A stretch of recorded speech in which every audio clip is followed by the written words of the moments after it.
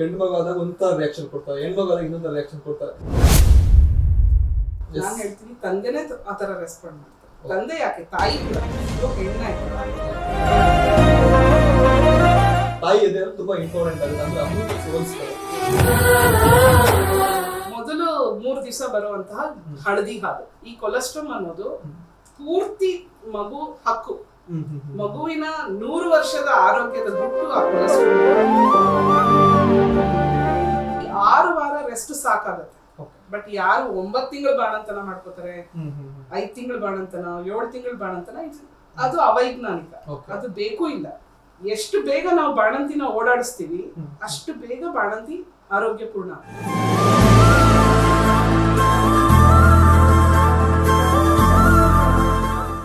ಮಗು ಹುಟ್ಟಿದ ತಕ್ಷಣ ಯಾಕೆ ಅಳುತ್ತೆ? ಅದೇ ಸೈಂಟಿಫಿಕ್ ರೀಸನ್ ಏನಾದ್ರು ಇದೆಯಾ? ಇವಳು ಎಷ್ಟು ಕಷ್ಟಪಟ್ಟು ಈ ಮಗುನ್ ಹಡಿದ್ಲು, ಈ ಮಗು ಬಂದಾಗ ಹೇಗಿದ್ದ, ಇವ್ರು ಕಣ್ಣಾರೆ ನೋಡಿದಾಗ ಈ ಇಮಿಡಿಯೇಟ್ ಬಾಂಡಿಂಗ್ ಆಗುತ್ತೆ. ಬಾಣಂತಿಗೆ ನಾವು ಡಯಟ್ ಮಾಡಕ್ಕಂತೂ ಸಾಧ್ಯನೇ ಇಲ್ಲ, ಯಾಕಂದ್ರೆ ಹಾಲು ಕೊಡ್ಬೇಕಾದ್ರೆ. ಬಟ್ ಏನ್ ಕೊಡ್ಬೇಕು, ಕ್ವಾಲಿಟಿ ಇಂಪಾರ್ಟೆಂಟ್ ಅಲ್ಲಿ ಕ್ವಾಂಟಿಟಿಗಿಂತ. ಸೊ ಏನ್ ಕ್ವಾಲಿಟಿ ಫುಡ್ ಕೊಡ್ತೀವಿ ಅದರಿಂದ ನಾವು ಸಿಸೇರಿಯನ್ ಆದ್ರೂ ನಾರ್ಮಲ್ ಡೆಲಿವರಿ ಆದ್ರೂ ತೂಕ ನಿಯಂತ್ರಣ ಮಾಡಬೇಕು. ಇದೊಂದು ಪುರುಷ ಪ್ರಧಾನ ಸಮಾಜ. ಎಲ್ರ ಮನ್ಸಲ್ಲೂ ಗಂಡ್ ಮಗು ಒಂದ್ ಆಗ್ಬಿಟ್ರೆ ಸಾಕು, ಆಮೇಲೆ ಯಾವ್ದಾದ್ರು ಆಗ್ಲಿ ಅನ್ನೋದು. ನಮ್ಮ ಕುಟುಂಬ ಎಷ್ಟು ಬಹಿಷ್ಕಾರ ಬಂದ್ಬಿಡೋದು ಅನ್ನೋ ಒಂದು ಫೀಲ್ ಇವತ್ತಿಗೂ ಹೆಣ್ಮಕ್ಳು ಒಂದು ಫೇಸ್ ಮಾಡ್ತಿದ್ದಾರೆ.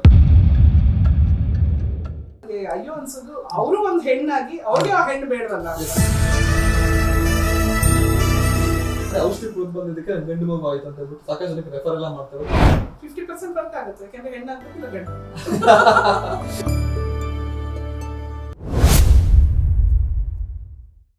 ಇದು ಪೂರ್ವ ಒಂದು ಕಾಲದಿಂದ ಕೂಡ ಒಂದು ಮಿತ್ ಇದೆ, ಅಂದ್ರೆ ಗಂಡು ಮಗುನೇ ಬೇಕು ನಮ್ಗೆ, ಮತ್ತೆ ನಾವು ಗಂಡು ಆಗುತ್ತೆ ಹೆಣ್ಣಾಗುತ್ತೆ ಅಂತ ನಿಮ್ಗೆ ಎಸ್ಪೆಷಲ್ ಡಾಕ್ಟರ್ಸ್ಗೆ ಪದೇ ಕ್ವಶನ್ ಆಗ್ತಿರ್ತಾರೆ. ಅದೇ ಕಾನೂನು ಪ್ರಕಾರ ಅದನ್ನ ನೀವು ಹೇಳಂಗಿಲ್ಲ, ಆದ್ರೂ ಬಂದು ಕೇಳ್ತಾ ಇರ್ತಾರೆ. ಆಮೇಲೆ ಮಗು ಡೆಲಿವರ್ ಆಗಿದ ತಕ್ಷಣ ಸಂಬಂಧಿಕರೆಲ್ಲ ಬಂದ್ಬಿಟ್ಟು ಗಂಡ ಹೆಣ್ಣ ಅಂತಂದ್ರೆ ಗಂಡು ಮಗು ಆದಾಗ ಒಂಥರ ರಿಯಾಕ್ಷನ್ ಕೊಡ್ತಾರೆ, ಹೆಣ್ಣು ಮಗು ಆದಾಗ ಇನ್ನೊಂದು ರಿಯಾಕ್ಷನ್ ಕೊಡ್ತಾರೆ. ಸೊ ಇವತ್ತಿನ ಕಂಡೀಷನ್ ಅಲ್ಲಿ ಯಾವ ತರ ಇದೆ ಮೇಡಮ್? 2 ತರದ ಜನ ಇದ್ದಾರೆ. ನೀವ್ ಹೇಳಿದ್ರೆ ಸಂಬಂಧಿಕರು ಒಂಥರ ರೆಸ್ಪಾಂಡ್ ಮಾಡ್ತಾರೆ, ನಾನ್ ಹೇಳ್ತೀನಿ ತಂದೆನೇ ಆ ತರ ರೆಸ್ಪಾಂಡ್ ಮಾಡ್ತಾರೆ. ತಂದೆ ಯಾಕೆ, ತಾಯಿ ಕೂಡ ಅಯ್ಯೋ ಹೆಣ್ಣಾಯ್ತಾ. ಸೊ ತಂದೆ ತಾಯಿಗೆನೆ ಅದೊಂದಿರುತ್ತೆ. ಇದೊಂದು ಪುರುಷ ಪ್ರಧಾನ ಸಮಾಜ. ನ್ಯಾಚುರಲಿ ಅವ್ರು ಏನ್ ನೋಡಿರ್ತಾರೆ, ಗಂಡ್ ಮಗು ಹಡ್ದಿರೋರ್ಗೆ ಹೆಚ್ಚು ರೆಸ್ಪೆಕ್ಟ್, ಹೆಚ್ಚು ಪ್ರೀತಿ, ಹೆಚ್ಚು ಕಾಳಜಿ ತೋರ್ಸೋವಾಗ ಸೊ ನಮ್ ಮನ್ಸಲ್ಲೂ ಅದ್ ಬಂದಿರುತ್ತೆ, ನನ್ಗೂ ಗಂಡ ಆದ್ರೆ. ಸೊ ಅದೊಂದಿರುತ್ತೆ. ಇಲ್ಲ ಮನೆಯಲ್ಲೂ ಅದೊಂದು ನಮ್ಗಿರೋದು ಒಬ್ನೇ ಮಗ, ನಮ್ ವಂಶ ಮುಂದುವರಿಬೇಕು, ಗಂಡ್ಮಗು ಫಸ್ಟ್ ಗಂಡ್ಮಗು ಆಗ್ಬಿಡ್ಲಿ. ಸೊ ಈ ಸ್ಟ್ರೆಸ್ ಅವ್ರಿಗೆ ಪ್ರೆಗ್ನೆನ್ಸಿ ಇಂದಾನೆ ಶುರುವಾಗಿರುತ್ತೆ. ಅವ್ರ ಪ್ರೆಗ್ನೆನ್ಸಿಗೆ ರೆಡಿ ಇರ್ತಾರೋ ಇಲ್ವೋ, ಬಟ್ ಗಂಡ್ಮಗುಗ್ ಮಾತ್ರ ರೆಡಿ ಇರ್ಬೇಕು ಅಂತ ಅವ್ರ ಮನೆಯವರು ಹೇಳ್ತಾರೆ. ಬಡ ಕುಟುಂಬ ಇರ್ಬೋದು, ಎಷ್ಟೇ ಮಿಡಿಲ್ ಕ್ಲಾಸ್ ಕುಟುಂಬ ಇರ್ಬೋದು, ಎಷ್ಟೇ ಎಜುಕೇಟೆಡ್ ಪ್ರೋಗ್ರೆಸಿವ್ ಅಂತ ಮತ್ತೆ ನಾವೇನ್ ಹೇಳ್ತೀವಿ ಏನಂತಾರೆ ಶ್ರೀಮಂತ ಕುಟುಂಬ ಇರ್ಬೋದು, ಎಲ್ರ ಮನ್ಸಲ್ಲೂ ಗಂಡ್ ಮಗು ಒಂದ್ ಆಗ್ಬಿಟ್ರೆ ಸಾಕು, ಆಮೇಲೆ ಯಾವ್ದಾದ್ರು ಆಗ್ಲಿ ಅನ್ನೋದಿರುತ್ತೆ. ಸೊ ಈ ಸ್ಟ್ರೆಸ್ ಗರ್ಭಿಣಿಗೆ ಒಳ್ಳೇದಲ್ಲ. ಮೈಂಡ್ ಅವ್ರಿಗೆ ಪಾಪ ಏನ್ ಆಗುತ್ತೆ, ನಮ್ಮ ಕುಟುಂಬ ಎಷ್ಟು ಬಹಿಷ್ಕಾರ ಬಂದ್ಬಿಡೋದು ಅನ್ನೋ ಒಂದು ಫೀಲ್ ಇವತ್ತಿಗೂ ಹೆಣ್ಮಕ್ಳು ಪಾಪ ಒಂದು ಫೇಸ್ ಮಾಡ್ತಿದ್ದಾರೆ. ಈ ತರ ಬಂದಾಗ ನನಗೆ ಅಯ್ಯೋ ಅನ್ಸೋದು, ಅವರು ಒಂದ್ ಹೆಣ್ಣಾಗಿ ಅವ್ರಿಗೆ ಆ ಹೆಣ್ಣು ಬೇಡವಲ್ಲ ಅಂತ ಅನ್ಸುತ್ತೆ. ಅವ್ರ ಅತ್ತೆ ಹೆಣ್ಣು, ಅವ್ರ ಅಮ್ಮ ಹೆಣ್ಣು, ಆಕೆನೂ ಹೆಣ್ಣೆ, ಬಟ್ ಅವ್ರಿಗೆ ಹೆಣ್ಣು ಬೇಡವಲ್ಲ ಅಂತ ಅನ್ಸುತ್ತೆ. ಬಟ್ ಇದು ಒಬ್ರಿಂದ ಆಗಿರೋದಲ್ಲ, ಇಡೀ ವ್ಯವಸ್ಥೆ, ಇಡೀ ಕುಟುಂಬ ಎಲ್ಲರದು ಒಂದು ಬೆಳೆದು ಬಂದ ವಾತಾವರಣದಿಂದ ಬಂದಿರುವಂತ ಸ್ಟ್ರೆಸ್. ಇದನ್ನ ನಾವು ಹೇಗೆ ಹ್ಯಾಂಡಲ್ ಮಾಡ್ಬೇಕು ಅಂತಂದ್ರೆ, ಈಗಂತೂ ಏನು 1 ಮಗು ಸಾಕು, 2 ಮಗು ಸಾಕು, ನಮ್ಗೆ ಹೆಣ್ಣಾದ್ರೂ ಸಾಕು ಅನ್ನೋ ಮಟ್ಟಕ್ಕೆ ಬಂದಿದ್ದಾರೆ. ತುಂಬಾ ಜನ ಬಂದಿದ್ದಾರೆ. ಮಗು ಆದ್ರೆ ಸಾಕು ಮೇಡಮ್ ಅನ್ನೋರು ಇದ್ದಾರೆ. ಸೊ ಈ ತರದೊಂದು ಪರಿಸ್ಥಿತಿ ಬಂದಿರೋದ್ರಿಂದ ಹೆಣ್ಣುಗಳಿಗೆ ಸುಮಾರು ವಿಷಯದಲ್ಲಿ ಸ್ವಾತಂತ್ರ್ಯ ಸಿಕ್ಕಿದೆ, ಅವ್ರಿಗೆ ಅದು ಸ್ಟ್ರೆಸ್ ರಿಲೀಸ್ ಆಗಿದೆ. ಮೇಡಮ್ ಹೇಳಿ ಮಗು ಆದ್ರೆ ಸಾಕು ಮೇಡಮ್, ಅಷ್ಟು ಆ ಮಟ್ಟಕ್ಕೆ ಬಂದ್ಬಿಟ್ಟಿದ್ದಾರೆ. ಈ ಗಂಡು ಮಗು ಬೇಕು ಅನ್ನೋ ಒಂದು ಇಂಟೆನ್ಷನ್ ಅಲ್ಲಿ ಸಾಕಷ್ಟು ಜನ ಯಾವ್ದೋ ಒಂದು ಮೂಲಿಕೆ ಕುಡಿದ್ಬಿಟ್ಟು ಬರ್ತೀರಿ, ಅಥವಾ ಯಾವ್ದೋ ಒಂದು ಇದು ಕೊಡ್ತಾರೆ ಅಂತ ಹೇಳ್ಬಿಟ್ಟು ತುಂಬಾ ಊರಿಗೆ ಹೋಗ್ಬಿಟ್ಟು ಕುಡಿದ್ಬಿಟ್ಟು ಬರ್ತಾರೆ. ಔಷಧಿ ಕುಡಿದು ಬಂದಿದ್ದಕ್ಕೆ ಗಂಡು ಮಗು ಆಯ್ತು ಅಂತ ಹೇಳ್ಬಿಟ್ಟು ಸಾಕಷ್ಟು ಜನಕ್ಕೆ ರೆಫರ್ ಎಲ್ಲ ಮಾಡ್ತಾರೆ. ನಾವು ಕೇಳಿದ್ವಿ, ನೋಡಿದ್ವಿ ಕೂಡ ಆ ಟೈಮಲ್ಲಿ. ಸೊ ಬಟ್ ಆದ್ರೆ ಇದು ರಿಯಲಿ ಪ್ರಾಕ್ಟಿಕಲಿ ಇದು ವರ್ಕ್ ಆಗುತ್ತಾ ಅಂತ? 50% ವರ್ಕ್ ಆಗುತ್ತೆ, ಯಾಕಂದ್ರೆ ಹೆಣ್ಣಾಗ್ಬೇಕು ಇಲ್ಲ ಗಂಡ. ಬಟ್ ನಾನು ಎಲ್ಲರಿಗೂ ಹೇಳೋದಷ್ಟೇ, 50% ಚಾನ್ಸ್ ಯಾವಾಗ್ಲೂ ಇದೆ. ಓಕೆ ಈಗ ನಾನ್ ತಗೊಂಡಿರೋ ಲಾಟ್ರಿಗೆ 50% ಚಾನ್ಸ್ ಇದ್ರೆ ಎಸ್ ನಾನು ವಿನ್ ಆಗೋ ಚಾನ್ಸಸ್ 50% ಇದೆ ಅಂದ್ರೆ ಇಟ್ಸ್ ಗುಡ್ ಅಲ್ಲ. Okay okay it's not 1% 2%, it is 50% chances. Okay okay so ಇದು ಹೇಗೆ ಅಂದ್ರೆ, ಈಗ ಹೇಗೆ ಇಲ್ಲಿ ಹೋದ್ರೆ ನಮ್ಗೆ ಒಳ್ಳೇದಾಯ್ತು ಅಂತ ದೇವ್ರಿಗೆ ಹರಕೆ ಹೊತ್ಕೊಂಡು Yes. ಹೋಗ್ತಾರೋ, ಹ್ಮ್. 10 ಜನ ಹೋದವ್ರಿಗೆ 5 ಜನಕ್ಕಂತೂ ಅದು ಒಳ್ಳೇದಾಗೇ ಇರುತ್ತೆ. ಓಕೆ ಆ 5 ಜನ ಇನ್ನ 5 ಜನಕ್ಕೆ ಹೇಳ್ತಾರೆ, ಇನ್ನೊಂದು 10 ಜನಕ್ಕೆ ಹೇಳ್ತಾರೆ. ಆ ರೀತಿ ಆಗಿರುತ್ತೆ ಹೊರತು. ನಾನು ಇಂದೂಪುರದಲ್ಲಿ ಒಂದು ಆಂಜನೇಯ ಸ್ವಾಮಿ ದೇವಸ್ಥಾನ, ಓಕೆ ನಮ್ಮ ಫ್ರೆಂಡ್ಸ್ ಅವರೇ ಯಾರೋ ಕರ್ಕೊಂಡು ಹೋಗಿ ಕರ್ಕೊಂಡ್ ಬಂದೆ ಅಂತ ಹೇಳಿದ್ರು. ನಾನ್ ನೋಡ್ತಿರೋ ಪ್ರೆಗ್ನೆಂಟ್ ಗೆನೆ ಓಕೆ ಓಕೆ ಅವ್ರ ಹೆಣ್ಮಗುನೇ ಆಯ್ತು. ಅದು ಹೊರಗ್ ಬರೋದಿಲ್ಲ. ಒಳ್ಳೇದಾದಾಗ ಮಾತ್ರ ಎಸ್ ಅವರು ಗಂಡ ಆಯ್ತು, ಗಂಡ ಆದ್ರೆ ಮಾತ್ರ ಅವ್ರು ಅದನ್ನ ಪ್ರಾಪಗೇಂಡ ಮಾಡ್ತಾರೆ. ಹೆಣ್ಣಾದವ್ರು ಸುಮ್ನೆ ಆಗ್ತಾರೆ. ಅದಕ್ಕೆ ನಿಮ್ಗೆ ಅದು 50% ಅಂತ ನಮ್ವರೆಗೂ ಬರೋದೇ ಇಲ್ಲ. ಅಲ್ಲಿ ಹೋದವ್ರಿಗೆ ಎಲ್ಲ ಆಗುತ್ತೆ ಅಂತ ನಮಗ್ ನಂಬಿಕೆ ಬರುತ್ತೆ. ಬಟ್ 50% ಆಗಿರುತ್ತೆ, ಇನ್ 50% ಸುಮ್ನೆ ಆಗ್ಬಿಟ್ಟಿರ್ತಾರೆ. They are disappointed.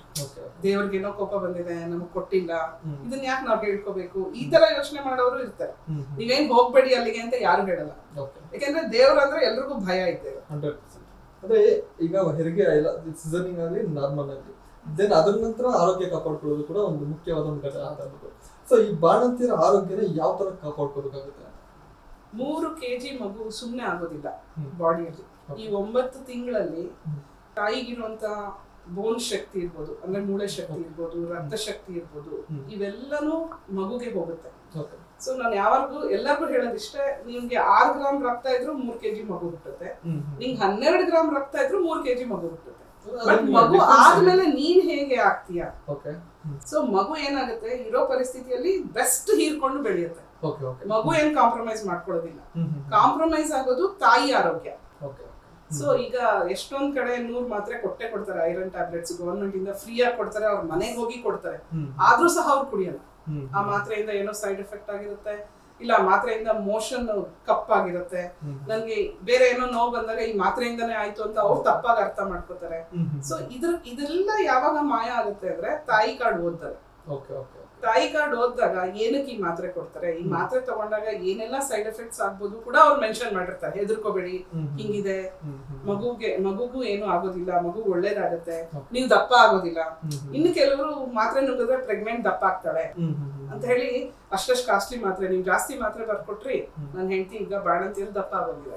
ಸೊ ಬಾಣಂತನದಲ್ಲಿ ಚೆನ್ನಾಗಿರ್ಬೇಕು ಅಂತಂದ್ರೆ ಗರ್ಭಿಣಿ ಟೈಮ್ ಅಲ್ಲಿ ಒಳ್ಳೆ ಆರೈಕೆ ಇರ್ಬೇಕು. ಒಳ್ಳೆ ಆರೈಕೆ ಅಂತಂದ್ರೆ ಜಾಸ್ತಿ ರೆಸ್ಟ್ ಅಲ್ಲ, ಆರೋಗ್ಯವಾದ ಎಲ್ಲ ಏನಂದ್ರೆ ದಿನನಿತ್ಯ ಆರೋಗ್ಯ ಕಾರ್ಯಕ್ರಮಗಳೆಲ್ಲ, ನಾನು ಎಲ್ಲಾ ಕೆಲಸ ಮಾಡಮ್ಮ ಅಂತ ಹೇಳ್ತೀನಿ ಅವ್ರಿಗೆ. ಎಲ್ಲಾ ಕೆಲಸ ಮಾಡಿ, ಯಾವ ಕೆಲಸ ಮಾಡಿದ್ರೆ ನೋವಾಗುತ್ತೆ ಆ ಕೆಲಸ ಬಿಡಿ. ಸೊ ನೀವು ರೆಸ್ಟ್ ತಗೊಂಡಷ್ಟು ನಿಮ್ ಆರೋಗ್ಯ ಕಾಂಪ್ರಮೈಸ್ ಆಗುತ್ತೆ, ನಿಮ್ ಬಾಡಿ ಅದಕ್ಕೆ ಅಡ್ಜಸ್ಟ್ ಆಗುತ್ತೆ. ನೀವೆಷ್ಟು ರಿಸ್ಕ್ ತಗೋತೀರಾ, ನಿಮ್ ಬಾಡಿ ಅದಕ್ಕೆ ರಿಸ್ಕ್ ಇದಾಗುತ್ತೆ. ಸೊ ನೀವು ನಡೀತೀರಾ, ನಡೀರಿ. ನಾನು ಎಲ್ರಿಗೂ ಹೇಳೋದು ಗರ್ಭಿಣಿಯರಿಗೆ ಬೆಳಗ್ಗೆ ಅರ್ಧ ಗಂಟೆ, ಮಧ್ಯಾಹ್ನ ಅರ್ಧ ಗಂಟೆ, ರಾತ್ರಿ ಅರ್ಧ ಗಂಟೆ ನಡೀರಿ. ತಿಂದ ತಕ್ಷಣ ಕುತ್ಕೋಬೇಡಿ, ತಿಂದ ತಕ್ಷಣ ಮಲ್ಕೋಬೇಡಿ. ಇದನ್ನ ಯಾಕೆ ಹೇಳ್ತೀನಿ ಅಂತಂದ್ರೆ, ನಮ್ ಬಾಡಿ ಕೈಕಾಲು ಆಡಿಸ್ತಾ ಇದ್ರೇನೆ ಒಂದ್ 3 kg ಮಗು ಹೊರಗ್ ಬಂದ ಮೇಲೂ ನಾವು ಆರೋಗ್ಯವಾಗಿರಕ್ ಸಾಧ್ಯ.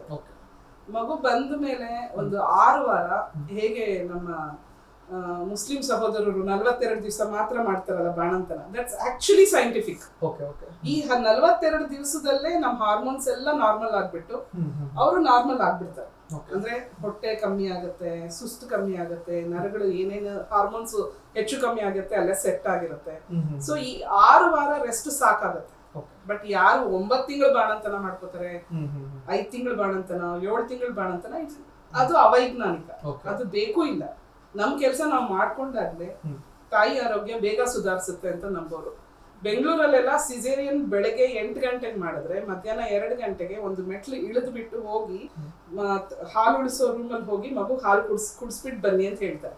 ಯಾಕೆ ಅಂತಂದ್ರೆ ಅರ್ಲಿ ಆಂಬ್ಯುಲೇಷನ್ ಇಸ್ ಮಸ್ಟ್. ಎಷ್ಟು ಬೇಗ ಅನಸ್ತೇಶಿಯಾ ಎಫೆಕ್ಟ್ ಹೋದ ತಕ್ಷಣ ಎಷ್ಟು ಬೇಗ ಕಾಲುಗಳು ಆಡಿಸ್ತೀಯ, ಎಷ್ಟು ಬೇಗ ನಿನ್ನಷ್ಟಕ್ಕೆ ನೀನ್ ಬಾತ್ರೂಮ್ ಹೋಗಿ ಬರ್ತೀಯ, ಎಷ್ಟು ಬೇಗ ನೀನ್ ನಡೀತೀಯ, ಅಷ್ಟು ಬೇಗ ನೀನು ಚೇತರಿಸ್ಕೋತೀಯ. ಮೊದ್ಲೆಲ್ಲ 7 ದಿವಸಕ್ಕೆ ಸಿಸೇರಿಯನ್ ಆದ್ಮೇಲೆ 7 ದಿವಸಕ್ಕೆ ಡಿಸ್ಚಾರ್ಜ್ ಮಾಡ್ತಿದ್ರು. ಈಗೆಲ್ಲ 2ನೇ ದಿವಸ ಇಲ್ಲ 3ನೇ ದಿವಸ ಡಿಸ್ಚಾರ್ಜ್ ಮಾಡ್ತಾರೆ. ಬಿಕಾಸ್ ಅರ್ಲಿ ಆಂಬ್ಯುಲೇಷನ್ ಇಂದ ಬಾಣಂತಿಯ ತೊಂದರೆಗಳನ್ನ ಕಮ್ಮಿ ಮಾಡ್ಬೋದು ಅಂತ ಕಂಡಿಡ್ದಿದ್ದಾರೆ. This is a research. ಅಂದ್ರೆ 7 ದಿವಸ ಇಟ್ಕೊಂಡು ನೋಡಿರೋರು, ಕ್ಯಾಥೆಟರ್ ನ ಬೇಗ ತೆಗೆದು ಬೇಗ ಓಡಾಡ್ಸಿರೋರು, ಎರಡರದ್ದು ಸ್ಟಡಿ ಮಾಡಿ ಎಷ್ಟು ಬೇಗ ನಾವು ಬಾಣಂತಿನ ಓಡಾಡಿಸ್ತೀವಿ ಅಷ್ಟು ಬೇಗ ಬಾಣಂತಿ ಆರೋಗ್ಯಪೂರ್ಣ ಆಗ್ತಾರೆ. ತಾಯಿ ಎದೆ ತುಂಬಾ ಇಂಪಾರ್ಟೆಂಟ್ ಆಗುತ್ತೆ, ಅಂದ್ರೆ ಅಮೃತಕ್ಕೆ ಹೋಲಿಸ್ತಾರೆ. ಸೊ ಅದೆಷ್ಟು ಇಂಪಾರ್ಟೆಂಟ್ ಆಗುತ್ತೆ? ತಾಯಿಯ ಎದೆ ಹಾಲು ನಾವು ಆಲ್ಮೋಸ್ಟ್ 9ನೇ ತಿಂಗಳು ಗರ್ಭಿಣಿ ಚೆಕಪ್ ಬಂದಾಗ್ಲೇ ನಾವು ನಿಪ್ಪಲ್ಸ್ ಚೆಕ್ ಮಾಡ್ತೀವಿ. ಅಂದ್ರೆ ಮಗುಗೆ ಪೂರಕವಾಗಿರುವಂತ ನಿಪ್ಪಲ್ಸ್ ಇದೆಯಾ. ಕೆಲವೊಂದ್ಸಲ ನಿಪ್ಪಲ್ಸ್ ಒಳಗ್ ಹೊರಟೋಗಿರುತ್ತೆ, ಇಲ್ಲ ನಿಪ್ಪಲ್ಸ್ ಊದ್ಕೊಂಡ್ಬಿಟ್ಟಿರುತ್ತೆ, ಅಲ್ಲಿ ಏನಾದ್ರೂ ಸ್ಕಿನ್ ಏನಾದ್ರೂ ಹಾರ್ಡ್ ಆಗಿದ್ಯಾ, ಅದನ್ನ ನಾವು ಅವ್ರಿಗೆ ಹೇಳ್ತೀವಿ ಪ್ರತಿ ದಿವಸ ನೀನು ನಿಪ್ಪಲ್ನ 10 ನಿಮಿಷ ಮಸಾಜ್ ಮಾಡಿ ಆಮೇಲೆ ಸ್ನಾನಕ್ಕೆ ಹೋಗಮ್ಮ ಅಂತ 9 ತಿಂಗಳಲ್ಲೇ ನಾವು ತಯಾರು ಮಾಡ್ತೀವಿ. ಯಾಕೆ ಅಂತಂದ್ರೆ ಹುಟ್ಟಿದ ತಕ್ಷಣ 1.25 ಗಂಟೆ ಒಳಗಡೆನೆ ಹಾಲು ಉಳಿಸಿ ಅಂತ ಹೇಳ್ತೀವಿ. ಯಾಕೆ ಉಳಿಸಿ ಅಂತ ಹೇಳಿ, ಯೂಶಲಿ ನಾವು ಡೆಲಿವರಿ ಆದ್ಮೇಲೆ ಮಗುನ ತಾಯಿ ಹೊಟ್ಟೆ ಮೇಲೆ ಹಾಕ್ತೀವಿ. ತಾಯಿ ಹೊಟ್ಟೆ ಮೇಲೆ ಹಾಕೋ ಉದ್ದೇಶ ಏನು ಅಂದ್ರೆ ಹೋಗಿ ಬ್ರೆಸ್ಟ್ ಫೀಡ್ ಮಾಡೋಣ, ಅವಾಗ್ಲೇನೆ ಬ್ರೆಸ್ಟ್ ಫೀಡ್ ಮಾಡಿಸಿದ್ರೆ ಆಕ್ಸಿಟೋಸಿನ್ ಅನ್ನೋ ಹಾರ್ಮೋನ್ ರಿಲೀಸ್ ಆಗುತ್ತೆ, ಅದು ಯೂಟ್ರಸ್ ನ ಕಾಂಟ್ರಾಕ್ಟ್ ಮಾಡುತ್ತೆ. ಸೊ ತಾಯಿದು ಬ್ಲೀಡಿಂಗ್ ಕಮ್ಮಿ ಆಗುತ್ತೆ. This is also scientific. And breast milk is the first immunization of the baby. ಅಂದ್ರೆ ನಾವು ಈಗ ಏನ್ ವ್ಯಾಕ್ಸಿನ್ ಕೊಡ್ತೀವಿ, ಇದು ಮೊದಲನೇ ವ್ಯಾಕ್ಸಿನ್. ಯಾವುದು? ಕೊಲೆಸ್ಟ್ರಾಲ್. ಅಂದ್ರೆ ಮೊದಲು 3 ದಿವಸ ಬರುವಂತಹ ಹಳದಿ ಹಾಲು. ಈ ಕೊಲೆಸ್ಟ್ರಾಲ್ ಅನ್ನೋದು ಪೂರ್ತಿ ಮಗು ಹಕ್ಕು. ಮಗುವಿನ 100 ವರ್ಷದ ಆರೋಗ್ಯದ ಗುಟ್ಟು ಆ ಕೊಲೆಸ್ಟ್ರಾಲ್ ನಲ್ಲಿ ಇರುತ್ತೆ. ಏನ್ ಅಂಶ ಇರುತ್ತೆ ಮೇಡಮ್? ಬೇಕಾಗಿರುವಂತ ಎಲ್ಲ ಮೈಕ್ರೋ ನ್ಯೂಟ್ರಿಯೆಂಟ್ಸ್, ಕೆಲವೊಂದು ರೋಗ ತಡೆಗಟ್ಟೋ ಶಕ್ತಿ, ಆಮೇಲೆ ಅದಕ್ಕೆ ಬೇಕಾಗಿರುವಂತ ಕಾರ್ಬೋಹೈಡ್ರೇಟ್ಸ್, ಶಕ್ತಿ, ಮೆದುಳು ಬೆಳವಣಿಗೆಗೂ ಸಂಬಂಧಪಟ್ಟಿರೋದು, ಬೋನ್ಸ್ ಡೆವಲಪ್ಮೆಂಟ್ಗೆ, ಇವೆಲ್ಲನೂ ಅದರಲ್ಲಿ ಇರೋದ್ರಿಂದ ಮೊದಲ ಮಗು ಫುಡ್ ಅದು. ಸೊ ಅದು ಒಳಗಡೆ ಹೋದಾಗ ನಮ್ಮ ಇಂಟೆಸ್ಟೈನ್ಸ್ ಇರ್ಬೋದು, ನಮ್ಮ ಬೋನ್ಸ್ ಇರ್ಬೋದು, ನಮ್ಮ ಬ್ರೈನ್ ಇರ್ಬೋದು, ಪ್ರತಿಯೊಂದಕ್ಕೂ ಸಕಾರಾತ್ಮಕ ಬೆಳವಣಿಗೆ ಆಗುತ್ತೆ. ಈಗ ನಾವು ಯಾರಿಗೆ ತಾಯಿ ಹಾಲು ಬರ್ಲಿಲ್ಲ ಅಂದ್ರೆ ಅವ್ರಿಗೆ ನಾವು ಲ್ಯಾಕ್ಟೋಜನ್ 1 ಅಂತ ಬರ್ಕೊಡ್ತೀವಿ. We will not tell them packet ಹಾಲು ಕುಡಿಸಿ, ನಂದಿನಿ ಹಾಲು ಕುಡಿಸಿ, ಇಲ್ಲ ಲೂಸ್ ಮಿಲ್ಕ್ ಬರ್ತಲ್ಲ ಸೀಮೆ ಹಸು, ನಾವು ಯಾರು ಹೇಳೋದಿಲ್ಲ. ಯಾಕೆಂದ್ರೆ ಎಮ್ಮೆ ಹಾಲು ಎಮ್ಮೆ ಮಗುಗೆ, ಹಸುವಿನ ಹಾಲು ಹಸುವಿನ ಮಗುಗೆ. ಅದೇ ರೀತಿ ಲ್ಯಾಕ್ಟೋಜನ್ ಅನ್ನೋದು ಹ್ಯೂಮನ್ ಮಿಲ್ಕ್ ಇಂದ ಪ್ರೊಡ್ಯೂಸ್ ಮಾಡಿ ಅಂತದ್ದು. ಆಮೇಲೆ ಹ್ಯೂಮನ್ ಮಿಲ್ಕ್ಗೆ ಅಂದ್ರೆ ಮನುಷ್ಯರ ಮಿಲ್ಕ್ಗೆ ತುಂಬಾ ಹತ್ತಿರವಾಗಿರುವಂತದ್ದು Lactogen formula. So formula feed ಕೊಡೋದೇ ಆದ್ರೆ ಡಬ್ಬಾ ಹಾಲೇ ಕೊಡಿ. ಡಬ್ಬಾ ಹಾಲು ಕೊಡೋ ಪರಿಸ್ಥಿತಿ ತುಂಬಾ ಕಮ್ಮಿ, ಎಲ್ಲರಿಗೂ ಹಾಲು ಬರುತ್ತೆ. ಕೆಲವೊಂದು ಟೈಮಲ್ಲಿ ತಾಯಿ ಹೆರಿಗೆ ಆದ ನಂತರ ಹಾಲು ಉತ್ಪಾದನೆ ಇರೋದಿಲ್ಲ ಅಂತ ಕೂಡ ಕೇಳ್ಕೊಳ್ತಾರೆ. ಸೊ ಅಂತವ್ರಿಗೆ ಈ ಒಂದು ಫಾರ್ಮುಲಾ ವರ್ಕ್ ಆಗುತ್ತೆ. Lactogen 1 first 3 months, first 6 months. ಆ ಸಮಸ್ಯೆ ಯಾಕೆ ಬರುತ್ತೆ ಅಂತ? ಕೆಲವ್ರಿಗೆ ಥೈರಾಯ್ಡ್ ಇಂದ ಪ್ರೊಡಕ್ಷನ್ ಕಮ್ಮಿ ಇರುತ್ತೆ, ಕೆಲವ್ರಿಗೆ ತುಂಬಾ ರಕ್ತ ಕಮ್ಮಿ ಇರೋದ್ರಿಂದಾನೇ ಬ್ಲಡ್ ಪ್ರೊಡಕ್ಷನ್ ನಿಂತೋಗಿರುತ್ತೆ. ಇನ್ನು ಕೆಲವ್ರಿಗೆ ವಯಸ್ಸಾದ್ಮೇಲೆ ಯಾರು ಪ್ರೆಗ್ನೆಂಟ್ ಆಗ್ತಾರೆ 35 ಮೇಲೆ, ಯೂಶಲಿ ಲ್ಯಾಕ್ಟೇಷನ್ ಫೇಲ್ಯೂರ್ ಆಗುತ್ತೆ. HIV ಪೇಷಂಟ್ಗಳಿಗೆ ಕೊಡಬಾರ್ದು ಅಂತ ಕೂಡ ಹೇಳ್ತಾರೆ. ಈಗ ಕೊಡಿ ಅಂತಾನೆ ಹೇಳ್ತಾರೆ. ಅವ್ರಿಗೆ ತಾಯಿಗೆ ಏನು ಟ್ರೀಟ್ಮೆಂಟ್ ಕೊಡ್ಬೇಕು ಅದನ್ನ ಕೊಡ್ತಾ ಯಾಕೆಂದ್ರೆ ಮಗುಗೆ HIV ಬಂದು ಬೇರೆ ಇನ್ಫೆಕ್ಷನ್ ಆಗಿ ಹೋಗೋ ಚಾನ್ಸಸ್ ಕೂಡ ಇದ್ದೇ ಇರುತ್ತೆ. ನಾನು ಮೊದಲೇ ಹೇಳ್ದಂಗೆ ತಾಯಿ ಹಾಲಲ್ಲಿ ಎಷ್ಟೊಂದು ರೋಗ ನಿರೋಧಕ ಶಕ್ತಿಗಳಿದೆ. ಸೊ ಆ ರೋಗ ನಿರೋಧಕ ಶಕ್ತಿಯನ್ನ ನಾವು ಮಗುಗೆ ಕೊಡದೇ ಇದ್ರೆ, ಮಗುಗೆ ಅಕಸ್ಮಾತ್ HIV ಪಾಸಿಟಿವ್ ಬಂದ್ರೆ ಅದು ತಡೆಗಟ್ಟೋ ಶಕ್ತಿ ಇನ್ನೂ ಕಮ್ಮಿ ಮಾಡ್ದಂಗಾಗುತ್ತೆ. ಸೊ ನಾವೇನ್ ಹೇಳ್ತೀವಿ, ನೀವು ಹಾಲು ಕುಡಿಸಿ, ಬಟ್ ಮಗುಗೆ ಏನ್ ಟ್ರೀಟ್ಮೆಂಟ್ ಕೊಡ್ಬೇಕು ಅದ್ ನಡೀತಾ ಇರುತ್ತೆ, ತಾಯಿಗೆ ಏನ್ ಟ್ರೀಟ್ಮೆಂಟ್ ಕೊಡ್ಬೇಕು ಅದ್ ನಡೀತಾ ಇರುತ್ತೆ. ಹಾಲು ಕುಡಿಸಿದ್ರು ಹಾಲು ಕುಡಿಸದೇ ಇದ್ರು ಮಗುಗೆ HIV ಬರೋ ಚಾನ್ಸಸ್ ಸೇಮ್ ಇದೆ. ಸೊ ನಾವೇನ್ ಮಾಡ್ತೀವಿ, ಸೇಫ್ಟಿ ತಗೋತೀವಿ, ಹೆಂಗೂ ಸೇಮ್ ಚಾನ್ಸಸ್ ಇದೆ. ಸೊ ರೋಗ ನಿರೋಧಕ ಶಕ್ತಿ ಹಾಲು ಕೊಟ್ಟೆ ಮಗುನ್ ಕಾಪಾಡ್ಕೊಳ್ಳೋಣ, ಅದರಿಂದ ವಂಚಿತ ಮಾಡಬಾರ್ದು. ಈಗ ತಾಯಿ ಎದೆ ಅನ್ನೋದು ವಿತೌಟ್ ವಾಟರ್ ಎಷ್ಟು ತಿಂಗಳವರೆಗೂ ಕುಡಿಸ್ಬೋದು? 6 ತಿಂಗಳು ಕಂಟಿನ್ಯೂಸ್. ಆದ ನಂತರ ಬೇಕಾದ್ರೆ ಆಡಿಂಗ್ಸ್ ವಾಟರ್ ಮಾಡ್ಕೊಂಡು ಹೋಗ್ಬೋದು, ತೊಂದರೆ ಇಲ್ಲ. ಮಗು ಹುಟ್ಟಿದ ತಕ್ಷಣ ಜೇನುತುಪ್ಪ ಕುಡಿಸೋದು, ಸಕ್ಕರೆ ನೀರು ಕುಡಿಸೋದು, ಇವೆಲ್ಲನೂ ಅವೈಜ್ಞಾನಿಕ. ಸೊ ಅವರು ಏನೋ ಒಂದು ಬೇರೆ ತರ ಪೂರ್ವಗ್ರಹ ಪೀಡಿತವಾಗಿ ಏನೇನೋ ಮಾಡ್ತಾರೆ, ಬಟ್ ತುಂಬಾ ಡೇಂಜರ್ ಇದೆ ಅದೆಲ್ಲ. ಡೇಂಜರ್ ಯಾಕೆಂದ್ರೆ ರೋಗ ನಿರೋಧಕ ಶಕ್ತಿ ಇರುವಂತ ಹಾಲು ಬಿಟ್ಬಿಟ್ಟು ಬ್ಯಾಕ್ಟೀರಿಯಾ ಇರಬಹುದಾದಂತಹ ನೀರು ಕುಡಿಸೋದ್ರಲ್ಲಿ ಅರ್ಥನೇ ಇಲ್ಲ. ಕರೆಕ್ಟ್ ಅಲ್ವಾ? ನಾವೆಷ್ಟೇ ಕಾಸಿರೋ ನೀರೇ ಕುಡಿಸ್ಲಿ, ನಾವು ಕೈಯಲ್ಲೋ ಲೋಟದಲ್ಲೋ ಯಾವ ತೊಳೆಯೋ ಬರೋ ಚಾನ್ಸಸ್ ಇಲ್ಲ. ಇಲ್ಲಿ ಸ್ಕಿನ್ ಟು ಸ್ಕಿನ್ ಮಗು ಡೈರೆಕ್ಟ್ ನಿಪ್ಪಲ್ ಇಂದ ಮಗು ಒಳಗ್ ಹೋಗೋದ್ರಿಂದ ಎಲ್ಲೂ ಕಂಟಾಮಿನೇಟ್ ಆಗೋ ಚಾನ್ಸಸ್ ಇಲ್ಲ. ಅಂತ ಮೇಡಮ್, ಈಗ ತಾಯಿ ಎದೆ ಹಾಲು ಒಂದು ಉತ್ಪಾದನೆ ಮತ್ತೆ ಗುಣಮಟ್ಟತೆ ಕಾಪಾಡಬೇಕಾದ್ರೆ ಬಾಣಂತಿಯವರು ಯಾವ ತರ ಫುಡ್ ತಿಂದ್ರೆ ಒಳ್ಳೇದಂತ? ಬ್ಯಾಲೆನ್ಸ್ಡ್ ಡಯಟ್ ಅಂತ ಹೇಳ್ತೀವಿ. ಅಂದ್ರೆ ಕಾರ್ಬೋಹೈಡ್ರೇಟ್ಸ್, ಪ್ರೋಟೀನ್ಸ್, ಫ್ಯಾಟ್ಸ್ ಸರಿ ಪ್ರಮಾಣದಲ್ಲಿ ಇರಬೇಕು. ನಾವ್ ಹೇಳೋದಿಷ್ಟೇ, ರಿಚ್ ಪ್ರೋಟೀನ್ಸ್ ಕೊಡಿ, ಕಾಳುಗಳು ಕೊಡಿ, ಮೊಳಕೆ ಕೊಡಿ, ಸೊಪ್ಪು ಕೊಡಿ. ಬಟ್ ಈಗ ತುಂಬಾ ಮೇಲು. ನಾನು ಈಗ ಒಂದು 25 ವರ್ಷದ ಹಿಂದೆ ನಾನು ಹೊಸೂರಲ್ಲಿ ಪ್ರಾಕ್ಟೀಸ್ ಮಾಡಿದಾಗ ಏನೂ ಕೊಡ್ತಿರ್ಲಿಲ್ಲ, ಬೇಳೆ ಕಟ್ಟು ಅನ್ನ ಅಷ್ಟೇ ಕೊಡ್ತಾ ಇದ್ದಿದ್ದು. ಅದರಿಂದ ಸುಮಾರು ಜನಕ್ಕೆ, ಒಂದು 10 ಜನ ಬಾಣಂತಿರಲ್ಲಿ 3 ಜನಕ್ಕೆ ಪೈಲ್ ಸ್ಟಾರ್ಟ್ ಆಗ್ಬಿಡ್ತಾ ಇತ್ತು. ಏನು ತರಕಾರಿ ಇಲ್ಲ. ಮೇಡಮ್, ನಾನು ಮೋಷನ್ ಮಾಡಿ 4-5 ದಿವಸ ಆಯ್ತು ಅಂತ ಎಷ್ಟು ಬಾಣಂತಿರು ಬರ್ತಾ ಇತ್ತು. ಸೊ ಒಂದು ಬಾಣಂತಿನ ಓಡಾಡ್ಸಲ್ಲ, ಎರಡನೇದು ಬಾಣಂತಿಗೆ ತರಕಾರಿ ಕೊಡಲ್ಲ. ಇದು ಕೊಟ್ರೆ ಏನಾಗುತ್ತೋ ಅದು ಕೊಟ್ರೆ ಏನಾಗುತ್ತೋ ಅನ್ನೋ ಭಯ, ಅಥವಾ ಅವ್ರಿಗೆ ರೂಢಿ ಮಾಡ್ಸಿರೋದು, ಅವ್ರಿಗೆ ಅಭ್ಯಾಸ ಆಗಿರೋದು ಅದೇ. ಬಾಣಂತಿ ಅಂದ್ರೆ ಇಷ್ಟೇ ತಿನ್ಬೇಕು, ತುಪ್ಪ ತಿನ್ಬೇಕು, ಅನ್ನ ತಿನ್ಬೇಕು, ಬೇಳೆ ಕಟ್ ತಿನ್ಬೇಕು, ಇಷ್ಟೇ ತಿನ್ಬೇಕು. ಬೇರೆ ಏನೇ ಕೊಟ್ರು ಮಗುಗೇನೋ ಆಗುತ್ತೆ, ಇಲ್ಲ ಬಾಣಂತಿಗೇನೋ ಆಗುತ್ತೆ. ಅದೊಂದು ನಾಜೂಕಾದ ಪೀರಿಯಡ್ ಅಂತೂ ಹೌದು. ಬಟ್ ನಾ ಹೇಳೋದಿಷ್ಟೇ, 3 ಹೊತ್ತುನು ಬ್ಯಾಲೆನ್ಸ್ಡ್ ಡಯಟೇ ಕೊಡಿ. ಈಗ ನಮ್ಗೆ ಹೋಟ್ಲಲ್ಲಿ ಏನು ಪ್ಲೇಟ್ ಮೀಲ್ಸ್ ಕೊಡ್ತಾರೆ, 2 ತರದ ಪಲ್ಯ, ಒಂದು ಕೋಸಂಬರಿ. ಸೊ ಕೋಸಂಬರಿ ಕೊಡದೇ ಇದ್ರು ಪರವಾಗಿಲ್ಲ, ಮಿಕ್ಕಿದೆಲ್ಲ ಕೊಡಿ ನಾವು ತಾಯಿಗೆ.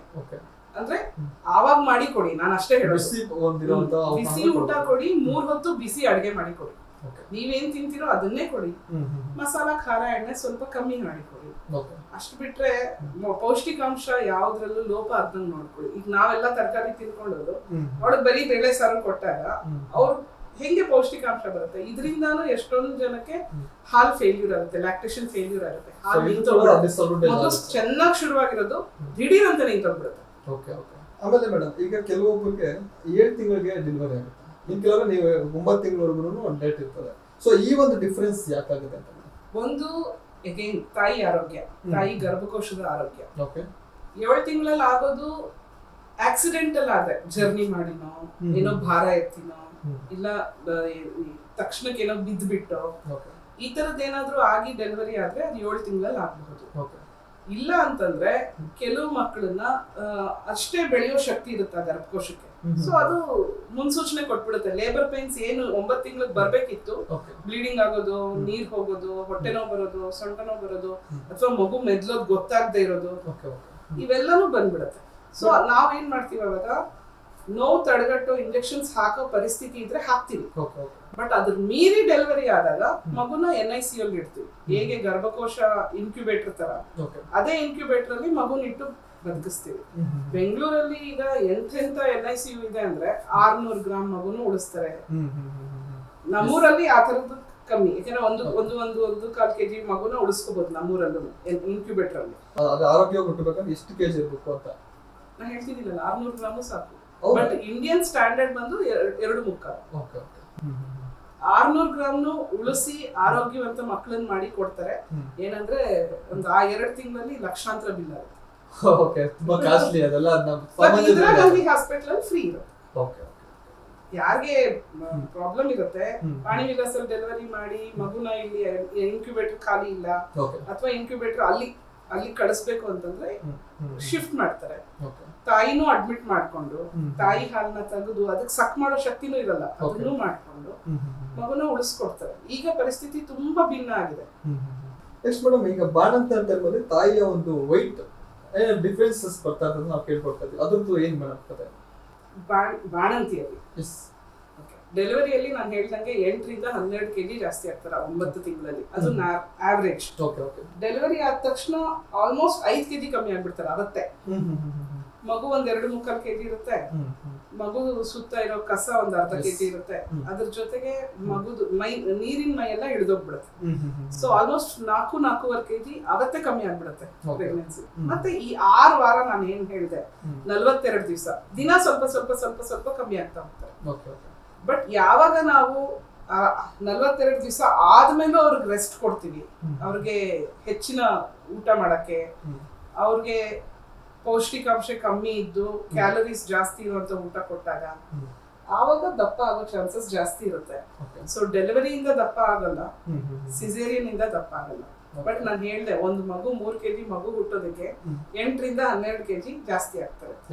ಡೆಲಿವರಿ ಆದ ದಿವಸನೇ ಒಂದು 5 kg ಕಮ್ಮಿ ಆದ್ರೆ ಇನ್ನು ಮಿಕ್ಕಿದ 8 kg ಏನಿರುತ್ತೆ, ಇನ್ನು ಮಿಕ್ಕಿದ 7 kg ಏನಿರುತ್ತೆ, ಅದರಲ್ಲಿ ನಾವು ಎಷ್ಟು ಕಮ್ಮಿ ಮಾಡ್ಕೋತೀವಿ ಅನ್ನೋದು ತಾಯಿಗೆ ಮತ್ತೆ ಕುಟುಂಬಕ್ಕೆ ಸಂಬಂಧಪಟ್ಟಿದ್ದು. ನಾವು ಎಷ್ಟು ಕಾಳಜಿಯಿಂದ ಏನ್ ತಿಂತೀವಿ ಏನ್ ತಿನ್ನಲ್ಲ ನಮ್ಗೆ ಹಸು ನೋಡ್ಕೊಂಡು ತಿನ್ನೋದು. ಬಾಣಂತಿಗೆ ನಾವು ಡಯಟ್ ಮಾಡಕ್ಕಂತೂ ಸಾಧ್ಯನೇ ಇಲ್ಲ, ಯಾಕಂದ್ರೆ ಹಾಲು ಕೊಡ್ಬೇಕಾಗುತ್ತೆ. ಬಟ್ ಏನ್ ಕೊಡ್ಬೇಕು, ಕ್ವಾಲಿಟಿ ಇಂಪಾರ್ಟೆಂಟ್ ಅಲ್ಲಿ ಕ್ವಾಂಟಿಟಿಗಿಂತ. ಸೊ ಏನ್ ಕ್ವಾಲಿಟಿ ಫುಡ್ ಕೊಡ್ತೀವಿ ಅದರಿಂದ ನಾವು ಸಿಸೇರಿಯನ್ ಆದ್ರೂ ನಾರ್ಮಲ್ ಡೆಲಿವರಿ ಆದ್ರೂ ತೂಕ ನಿಯಂತ್ರಣ ಮಾಡಬಹುದು. Earlier the better. ಒಂದು 6 ವರ್ಷ ಆದ್ಮೇಲೆ ಮಗು ನಡೆದಾಡಕ್ ಶುರು ಆದಾಗ ಅವ್ರಿಗೆ ಅರ್ಥ ಆಗುತ್ತೆ ನಾನು ದಪ್ಪ ಆಗಿದ್ದೀನಿ ಅಂತ. ಆವಾಗ ಬರೋದಕ್ಕಿಂತ ಮಗುನ ಬೆಳೆಸ್ತಾ ಬಾಣಂತನದಲ್ಲಿ ಮಗು ಜೊತೆ ಅವ್ರ ಆರೋಗ್ಯದ ಕಡೆನೂ ಅವ್ರು ಗಮನಿಸ್ಕೋಬೇಕು ಅಂತ ನಾ ಹೇಳ್ತೀನಿ. ತಾಯಿ ಅಂತೂ ಅನ್ಕಂಡೀಷನಲ್ ಆಗಿ ಮಗುನಷ್ಟೇ ನೋಡ್ಕೋತಾ ಇರ್ತಾರೆ, ಅವ್ರ ಆರೋಗ್ಯದ ಬಗ್ಗೆ ಅವ್ರಿಗೆ ಅಷ್ಟು ಕಾಳಜಿ ಇರೋದಿಲ್ಲ. ಎಷ್ಟೊತ್ತು ನಿದ್ದೆ ಮಾಡ್ತಾರೆ, ನಿದ್ದೆ ಸೈಕಲ್ ಇದಾಗತ್ತೆ. ತಾಯಿ ರಾತ್ರಿ ಎಲ್ಲ ಎದ್ದು ಹಾಲು ಕುಡಿಸ್ಬೇಕು, ಬೆಳಗ್ಗೆ ಹೊತ್ತು ಸರಿಯಾಗಿ ನಿದ್ದೆ ಆಗೋದಿಲ್ಲ. ಅದ್ರ ಜೊತೆಗೆ ಪೌಷ್ಟಿಕಾಂಶದ ಆಹಾರದ ಬಗ್ಗೆ ಜಾಸ್ತಿ ತಲೆ ಕೆಡಿಸ್ಕೊಳ್ಳೋದಿಲ್ಲ. ಈ ತರ ಎಲ್ಲ ಆದಾಗ ಅದ್ರ ಜೊತೆ ಕೆಲ್ಸಕ್ಕೂ ಹೋಗೋರು ಇರ್ತಾರೆ, 3 ತಿಂಗಳಿಗೆ ಕೆಲ್ಸಕ್ಕೆ ಹೋಗೋರು ಇರ್ತಾರೆ. ಸೊ ಅವಾಗ ಏನಾಗ್ತಾರೆ, ಬೆಳಗ್ಗೆ ರೈಸ್ ತಿಂತಾರೆ, ಮತ್ತೆ ಬಾಕ್ಸಲ್ ರೈಸು, ಮತ್ತೆ ಸಾಯಂಕಾಲ ಒಂದ್ ರೈಸು. ಮಗುನ್ ನೋಡ್ಕೋಬೇಕು, ಅಡ್ಗೆ ಮಾಡ್ಬೇಕು, ಕೆಲ್ಸಕ್ಕೆ ಹೋಗ್ಬೇಕು. ಈ ತರದ ಪರಿಸ್ಥಿತಿಯಲ್ಲಿ ಅವರು ನಾನು ಇದು ತಿಂದ್ರೆ ದಪ್ಪ ಆಗ್ತೀನಿ, ಇದು ತಿಂದ್ರೆ ದಪ್ಪ ಆಗಲ್ಲ ಅನ್ನೋದ್ರ ಬಗ್ಗೆ ತಲೆ ಕೆಡಿಸ್ಕೊಳ್ಳೋದಿಲ್ಲ. ಬಟ್ ಈಸಿಯಾಗಿ ಏನ್ ಬ್ಲೇಮ್ ಮಾಡ್ಬೋದು, ನನ್ ಬಾಡಿ ಈಗ ಇರ್ಲಿಲ್ಲ ಮೊದ್ಲು, ಈಗ ಹಿಂಗಾಗಿದೆ ಅಂದ್ರೆ ನಾನು ಡೆಲಿವರಿ ಆದ್ಮೇಲೆ ಆಗಿದ್ದೀನಿ, ಇಲ್ಲ ಸಿಸೇರಿಯನ್ ಆದ್ಮೇಲೆ ಆಗಿದ್ದೀನಿ, ಇದರಿಂದಾನೇ ನಂಗೆ ಆಗಿದೆ ಅಂತ ಅವ್ರು ಅನ್ಕೊಂಡ್ಬಿಡ್ತಾರೆ.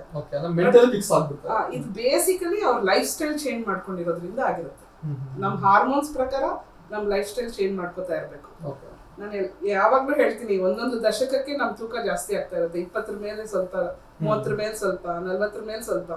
ಸೊ ನಮ್ಮ ಬಾಡಿ ಪ್ರಕಾರ, ನಮ್ಮ ವಯಸ್ಸಿನ ಪ್ರಕಾರ, ನಮ್ಮ ಫುಡ್ ಹ್ಯಾಬಿಟ್ಸು, ನಮ್ಮ ಲೈಫ್ ಸ್ಟೈಲ್ ನಾವು ಬದಲಾವಣೆ ಮಾಡ್ಕೊಂಡ್ರೆ 2 ಸಿಸೇರಿಯನ್ ಅಲ್ಲ 3 ಸಿಸೇರಿಯನ್ ಆದ್ರೂ ದಪ್ಪ ಏನಾಗಲ್ಲ. ಈ ಕಾಂಗ್ರೋ ಕೇರ್ ಬಗ್ಗೆ ನಾವು ಕೇಳ್ಕೊಡ್ತಿದ್ವಿ, ಅದ್ರದ್ದು ಏನ್ ಮೇಡಮ್ ಆಕ್ಚುಲ್ ಆಗಿ ಅದ್ ವಿಚಾರ ಏನು? ಕಾಂಗ್ರೋ ಕೇರ್ ಅನ್ನೋದು ಏನು? ಈಗ ನಾ ಹೇಳಿದೆ, ಡೆಲಿವರಿ ಆದ ತಕ್ಷಣ ಮಗುನ ಉಲ್ಟಾ ಹಾಕ್ತೀವಿ ತಾಯಿ ಇದಕ್ಕೆ. ಒಂದು ಎದೆ ತೊಟ್ಟಿರುತ್ತೆ ಹಾಲು ಕುಡಿಸೋದಕ್ಕೆ, ಇನ್ನೊಂದು ಬಾಡಿ ತಾಯಿದು ಹೊಟ್ಟೆ ಮೇಲಿರುವಂತ ಹೀಟ್ ಮಗುಗ್ ಸಿಗ್ಲಿ ಅಂತ ಹೇಳಿ ಸ್ಕಿನ್ ಟು ಸ್ಕಿನ್ ಕಾಂಟ್ಯಾಕ್ಟ್ ಆಗುತ್ತೆ, ಟೆಂಪರೇಚರ್ ಮೇಂಟೈನ್ ಆಗುತ್ತೆ, ಎಮೋಷನಲ್ ಬಾಂಡಿಂಗ್ ಆಗುತ್ತೆ. ಯಾವಾಗ ನಮ್ಮ ಟಚ್ ಮತ್ತೆ ಲುಕ್ ಎರಡೂ ಇದಾಗುತ್ತೆ, ಅದ್ರ ಜೊತೆ ಹಾಲು ಕುಡಿಸ್ತೀವಿ. ಒಂದು ಕಾಂಗ್ರೂ ಮೊದ್ಲು ಇದನ್ನಷ್ಟೇ ನಾವು ಯೋಚನೆ ಮಾಡ್ತಿರ್ಲಿಲ್ಲ, ಹುಟ್ಟಿದ ತಕ್ಷಣ ಹೋಗಿ ತೊಟ್ಲಲ್ಲಿ ಹಾಕ್ಬಿಡ್ತಾ ಇದ್ರು. ಈಗ ತೊಟ್ಲು ಹಾಕ್ಲೇಬಾರ್ದು. Co rooming is more important than roommates ತರ ಇರ್ಬೇಕು ಅಂತ ಹೇಳ್ತಾರೆ ಈಗ. Co rooming is kangaroo. So ಮಗುನ ತಾಯಿ ಹೊಟ್ಟೆ ಮೇಲೆ ಹಾಕಿ ಎಷ್ಟೇ ನೀವು ಹೇಳಿದ್ರಿ 7 ತಿಂಗಳು ಮಗು ಹುಟ್ಟಿದಾಗ ಅದಕ್ಕೆ ಇನ್ನೂ ಹೈಪೋಥರ್ಮಿ ಆಗಿರುತ್ತೆ, ಅದ್ರದ್ದು ಬ್ರೈನ್ ಇನ್ನೂ ಟೆಂಪರೇಚರ್ ಮೇಂಟೈನ್ ಮಾಡಕ್ಕಾಗಲ್ಲ. ಇನ್ಕ್ಯುಬೇಟರ್ ಎಷ್ಟು ಒಳ್ಳೇದೋ ತಾಯಿ ಹೊಟ್ಟೆ ಮೇಲೆ ಅದನ್ನ ಮಲಗಿಸಿ ಸ್ಕಿನ್ ಟು ಸ್ಕಿನ್ ಕಾಂಟ್ಯಾಕ್ಟ್, ಮೇಲಿನ ಅರ್ಧ ಭಾಗ ತಾಯಿದು ನೇಕೆಡ್ ಮಾಡಿ, ಮಗುದು ನೇಕೆಡ್ ಮಾಡಿ, ಬರೀ ಕೈ ಕಾಲುಗಳು ಮಾತ್ರ ಮಗುಗೆ ಕವರ್ ಹಾಕಿ ಮಗುನ ಎದೆ ಮೇಲೆ ಮಲಗಿಸೋದನ್ನ ಕಾಂಗ್ರೂಯಿಂಗ್ ಅಂತಾರೆ.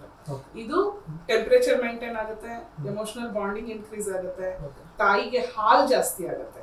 ಸೊ ಇದು ಕೂಡ ಅಡ್ವಾಂಟೇಜ್ ಇದೆ. ಹೌದು, ಹಾಲ್ ಜಾಸ್ತಿ ಯಾಕಾಗುತ್ತೆ ಅಂದ್ರೆ ಮಗು ಅಳೋದ್ ಕೇಳಿದಾಗ ಆಕ್ಸಿಟೋಸಿನ್ ರಿಲೀಸ್ ಆಗುತ್ತೆ, ಹಾಲ್ ರಿಲೀಸ್ ಆಗುತ್ತೆ. ಕೆಲವು ಹೆಣ್ಮಕ್ಳು ಬರ್ತಾರೆ, ಮೇಡಮ್ ಹಾಲ್ ಬಿಡಿಸಿದೀನಿ ಆದ್ರೆ ಗಡ್ಡೆ ಕಟ್ಬಿಡ್ತಾ ಇದೆ, ನೋವಾಗ್ತಾ ಇದೆ ಅಂತ. ನಾನು ಅಂದೆ, ಮಗುನ್ 2 ದಿವಸ ನಿಮ್ಮ ಅಮ್ಮನ ಮನೆಗೆ ಕಳ್ಸು, ಮಗು ಅಳು ಕೇಳಿದಾಗೆಲ್ಲ ಹಾಲ್ ನಿಲ್ಸೋದ್ ಕಷ್ಟ ಆಗುತ್ತೆ. ಅಂದ್ರೆ ಎಷ್ಟು ದಿನಗಳ ನಂತರ ಹಾಲು ಬಿಡಿಸಬೇಕಾಗುತ್ತೆ? 18 ತಿಂಗಳು. 18 ತಿಂಗಳ ಮೇಲೆ ಹಾಲು, ತಾಯಿ ಹಾಲು ಮತ್ತೆ ನೀರು 2 ಒಂದೇ. ಮಗುಗೆ ಬಾಯಾರಿಕೆ ನೀಗಿಸ್ಬೋದೇ ಹೊರತು ಪೌಷ್ಟಿಕಾಂಶ ನೀಗ್ಸಕ್ ಸಾಧ್ಯ ಇಲ್ಲ. ಮುಖ್ಯವಾಗಿ ಇನ್ನೊಂದು ಸರ್ವೇಸಾಮಾನ್ಯವಾಗಿ ಎಲ್ಲರಿಗೂ ಬರುವಂತದ್ದು, ಮಗು ಹುಟ್ಟಿದ ತಕ್ಷಣ ಯಾಕೆ ಅಳುತ್ತೆ? ಅದೇನೋ ಸೈಂಟಿಫಿಕ್ ರೀಸನ್ ಏನಾದ್ರು ಇದೆಯಾ? ಹುಟ್ಟಿದ ತಕ್ಷಣ ಒಂದು ಟೆಂಪರೇಚರ್ ಚೇಂಜ್ ಆಗುತ್ತೆ, ಮಗು ಬೆಚ್ಚಗಿರುತ್ತೆ. ಇದ್ದಕ್ಕಿದ್ದಂಗೆ ಒಂದು ಪ್ರಪಂಚಕ್ಕೆ ಬರುತ್ತೆ, ತುಂಬಾ ಥಂಡಿ ಆಗುತ್ತೆ. ಅದುವರೆಗೂ ಅದು ಉಸಿರೇ ಆಡಿರಲ್ಲ. ಮೊದಲನೇ ಉಸಿರು ಅದು ಲೇಬರ್ ರೂಮ್ ಅಲ್ಲಿ ಹೊರಗೆ ಬಂದ್ಮೇಲೆ ತಗೊಳ್ಳೋದು. ಆ ಉಸಿರು ತಗೊಂಡಾಗ ಲಂಗ್ಸ್ ಆವಾಗ ಫಂಕ್ಷನಿಂಗ್ ಸ್ಟಾರ್ಟ್ ಆಗುತ್ತೆ. ಸೊ ಲಂಗ್ಸ್ ಇಂದ ವಾಪಸ್ ಅದನ್ನ ಉಸಿರಾಡಕ್ಕೂ ಬರಲ್ವಲ್ಲ ಅವಾಗ. ಸೊ ಎಲ್ಲಾ ರೀತಿಯಲ್ಲೂ ಮಗುಗೆ ಇದೆಲ್ಲ ಹೊಸ ವಾತಾವರಣ. ಸೊ ಹುಟ್ತಾ ನಗದಂತೂ ಕಲ್ತಿರಲ್ಲ, ಅಳದೆ. ಈಗ ಲೇಬರ್ ರೂಮ್ ವಿಚಾರಕ್ಕೆ ಬಂದ್ರೆ, ಅದನ್ನ ನೀವು ಡೆಲಿವರಿ ಮಾಡ್ಬೇಕಾದಾಗ ಯಾವ ತರ ಒಂದು ಸೂಕ್ಷ್ಮವಾಗಿ ನೀವು ಅದನ್ನ ರೂಮ್ ನ ಮೇಂಟೆನೆನ್ಸ್ ಮಾಡಿರ್ತೀರಾ? ನಿಮ್ಮ ಎಂಟರ್ ಸ್ಟಾಫ್ ಯಾವ ತರ ವರ್ಕ್ ಮಾಡುತ್ತೆ ಅಂತ? ಲೇಬರ್ ರೂಮ್ ಅಲ್ಲಿ ನಮಗೆ ಗೊತ್ತು ಇದು ನಾರ್ಮಲ್ ಡೆಲಿವರಿ ಜಾಗ ಅಂತ. ಸೊ ನಾರ್ಮಲ್ ಡೆಲಿವರಿ ಜಾಗ OT ಅಷ್ಟು ಕ್ಲೀನ್ ಆಗಿ ಇರ್ಬೇಕಾಗಿಲ್ಲ, ಸ್ಟೆರೈಲ್ ಆಗ್ಬೇಕಾಗಿಲ್ಲ, ಬಟ್ ಕ್ಲೀನ್ ಆಗಿರ್ಬೇಕು, ಹೈಜಿನಿಕ್ ಆಗಿರ್ಬೇಕು. ಸೊ ನಾವು ಅಲ್ಲಿ ಒಂದು ಮಗುಗೋಸ್ಕರ ಒಂದು ಟೇಬಲ್ ರೆಡಿ ಮಾಡ್ಕೊತೀವಿ. ಮಗುನ ಇನ್ಕ್ಯುಬೇಟರ್ ಅಲ್ಲಿ ಇಡ್ಬೇಕು ಅಂತಂದ್ರೆ ವಾರ್ಮರ್ ಇಟ್ಕೊಂಡಿರ್ತೀವಿ. ಮಗುಗೆ ಹಾಕೋ ಪೈಪು ತಕ್ಷಣ ಹೊಟ್ಟೆಗೆ ಖಾಲಿ ಮಾಡ್ಬೇಕು ನಾವು. ಆಮೇಲೆ ಮಗುಗೆ ಕೈ ಕಾಲು ಒರೆಸೋದಕ್ಕೆ ಏನ್ ಬೇಕು ಬಟ್ಟೆ ಇಟ್ಕೊಂಡಿರ್ತೀವಿ. ಮತ್ತೆ ಅಂಬಲಿಕಲ್ ಕಾರ್ಡ್ ರೆಡಿ ಇಟ್ಕೊಂಡಿರ್ತೀವಿ, ಕ್ಲಾಂಪ್. ತಾಯಿಗೂ ಮಗುಗೂ ಅದೇನು ಬಂಧ ಇರುತ್ತೆ ಅದು ಕಟ್ ಮಾಡಿದಾಗ ತಕ್ಷಣ ಕ್ಲಾಂಪ್ ಇಟ್ಕೊಳ್ಳೋದು, ಅದನ್ನೆಲ್ಲ ಒಂದು ಟೇಬಲ್ ರೆಡಿ ಮಾಡ್ಕೊಂಡಿರ್ತೀವಿ. ಅಲ್ಲೊಂದು ನರ್ಸ್ ಇಟ್ಟಿರ್ತೀವಿ. So she will take care of the baby. Usually ದೊಡ್ಡ ಆಸ್ಪತ್ರೆಯಲ್ಲಿ ಪೀಡಿಯಾಟ್ರಿಷಿಯನ್ ಇರ್ತಾರಲ್ಲಿ, ಮಗುವಿನ ಡಾಕ್ಟರ್ ಇರ್ತಾರೆ. ಸೊ ನಮ್ಮ ಲೇಬರ್ ರೂಮ್ ಅಲ್ಲಿ ನಾವು ಒಂದು ಸಣ್ಣ ಮೆಟರ್ನಿಟಿ ಹೋಮ್ ಅಲ್ಲಿ ಏನಿರುತ್ತೆ ಒಂದು ನರ್ಸ್ ಇಟ್ಟಿರ್ತೀವಿ ಒಂದು ಬೇಬಿಗೋಸ್ಕರ. ಅದು ಮೊದಲನೇ ಕೊಡ್ಬೇಕಾಗಿರೋ ಇಂಜೆಕ್ಷನ್, ಫಸ್ಟ್ ಮಗುನ್ ಫೀಡ್ ಮಾಡಿಸಿ ಆಮೇಲೆ ಮಗುನ್ ವೈಪ್ ಮಾಡ್ಬೇಕು. ಮಗು ವೈಪು ಮಾಡ್ದಂಗೆ ಮಗು ಹಾಲು ಕುಡಿಸ್ಬೇಕು, ಅದಕ್ಕೆ ಹೇಳ್ಕೊಟ್ಟಿರ್ತೀವಿ. ಮತ್ತೆ ಡೆಲಿವರಿ ಆದ್ಮೇಲೆ ನಾವು ಕೆಳಗಡೆ ಹೊಲಿಗೆ ಹಾಕ್ಬೇಕಾಗಿರೋದಕ್ಕೆ ಏನ್ ಬೇಕೋ ಅದು ಉಪಕರಣಗಳನ್ನ ಸ್ಟೆರೈಲ್ ಮಾಡಿ ಅದನ್ನ ರೆಡಿ ಇಟ್ಕೊಂಡಿರ್ತೀವಿ. ಇನ್ನೊಂದ್ ಕಡೆ ಹಸ್ಬೆಂಡ್ ನ ಒಳಗ್ ಕರೆಯೋ ಪರಿಸ್ಥಿತಿ ಇದ್ರೆ ಕರಿತೀವಿ. ಈ ಒಂದು ವಿಚಾರ ನಾನು ನಿಮ್ಗೆ ಸ್ಪೆಸಿಫೈ ಆಗಿ ಇತ್ತೀಚೆಗೆ ಒಂದು ಡೆಲಿವರಿ ಟೈಮ್ ಅಲ್ಲಿ ಗಂಡನ ಕರ್ಸ್ಬಿಟ್ಟು ಆ ಒಂದು ಡೆಲಿವರಿ ಟೈಮ್ ಅಲ್ಲಿ ಸೊ ಇದಕ್ಕೆ ಸೈಂಟಿಫಿಕ್ ರೀಸನ್ಸ್ ಇದೆ ಮೇಡಮ್. ಒಂದು ಮಾರಲ್ ಸಪೋರ್ಟ್. ಸೈಂಟಿಫಿಕ್ ರೀಸನ್ ಏನು, ಈಗ ನಾನು ಹೇಳಿದೆ ಪುನರ್ಜನ್ಮ ಇದ್ದಂಗೆ. ಸೊ ಆಕೆಗೆ ಬೇಕಾಗಿರೋದೇನು, ಎನ್ಕರೇಜ್ ಮಾಡೋದು. ನನ್ ಪಕ್ಕ ಯಾರೋ ಇದ್ದಾರೆ. ಈಗ ನಾವೆಲ್ಲರೂ ಅವಳಿಗೆ ಹೊರಗಿನವ್ರು, ಡಾಕ್ಟರ್ ಇರ್ಬೋದು, ನರ್ಸ್ ಇರ್ಬೋದು, ಅನಸ್ಥೆಟಿಸ್ಟ್ ಇರ್ಬೋದು, ಎಲ್ಲರೂ ಹೊರಗಿನವರು. ಬಟ್ ಅವ್ರ ಮನೆಯವರೇ ಒಬ್ರು ಪಕ್ಕದಲ್ಲಿ ಇದ್ದಾಗ ಅವ್ರಿಗೆ ಬರೋ ಧೈರ್ಯ. ನನಗೆ ಈ ನೋವು ಬರ್ತಿರೋದು ಸಹಜವಾಗಿ ಬರ್ತಿರೋದು, ಈ ನೋವನ್ನ ತಡೆಯೋ ಶಕ್ತಿ ನನಗಿದೆ. ಇವ್ರು ನನ್ನ ಪಕ್ಕದಲ್ಲಿ ಇದ್ರೆ ಎಷ್ಟು ನೋವಾದ್ರೂ ತಡಿತೀನಿ ಅನ್ನೋ ಜನ ಇರ್ತಾರಲ್ಲ. ಸೊ ಅವ್ರಿಗೋಸ್ಕರ ಅದು ಸೈಂಟಿಫಿಕ್ ಅನ್ನೋದಕ್ಕಿಂತ ಮೋರ್ ಇದು ಏನಂತಾರೆ ರೆಲೆವೆಂಟ್. ಈಗ ಮೊದ್ಲಾದ್ರೆ ಗಂಡ ಹೊರಗಡೆ ಓಡಾಡ್ತಿದ್ರು. ನಾನಂತೂ ತುಂಬಾ ಪಾವಗಡದಲ್ಲಿ ಸಿಸೇರಿಯನ್ ಮಾಡ್ಬೇಕು, ನಾರ್ಮಲ್ ಆಗಿಲ್ಲಪ್ಪ ಬಂದು ಸೈನ್ ಹಾಕಪ್ಪ ಅಂದ್ರೆ ಫುಲ್ ಕುಡಿದು ಬಂದಿರ್ತಾ ಇದ್ದ ಗಂಡ. ಈ ತರದಕ್ಕಿಂತ ಇದು ಮೇಲಲ್ಲ. ನನ್ ಹೆಂಡತಿ ಎಷ್ಟು ನೋವು ಹೋಗ್ತಿದ್ದಾಳೆ, OT ಒಳಗ್ ಹೋಗ್ತಿದ್ದಾಳೆ, ಅವಳಿಗೆ ಆರೋಗ್ಯದ ದೃಷ್ಟಿಯಿಂದ ಇದು ತುಂಬಾ ತೀಕ್ಷ್ಣವಾದ ಕಾಲ ಅಂತ ಅವ್ರಿಗೆ ಆ ಗಮನನೇ ಇರೋದಿಲ್ಲ. ಅವ್ರಿಗೇನು ದುಃಖ ಶಮನ ಮಾಡ್ಕೊಳ್ಳೋದಕ್ಕೂ ಕುಡ್ತಾರೆ, ಖುಷಿ ಆದ್ರೂ ಕುಡಿತವೆ. ಸೊ ಬೇಸಿಕಲಿ ಒಂದ್ ನೆಪ ಬೇಕು.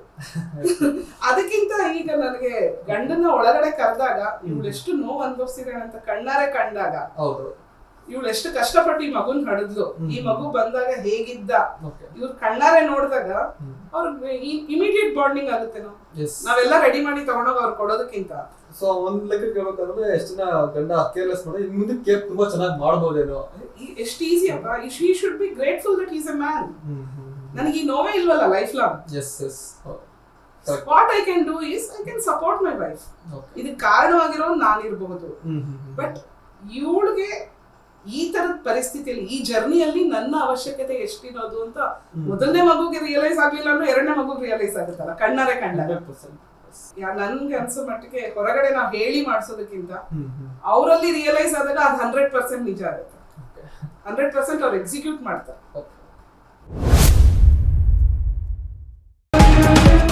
ಸ್ವಾರಸ್ಯ ನ್ಯೂಸ್, ಇದು ಜನರ ಪ್ರತಿಧ್ವನಿ.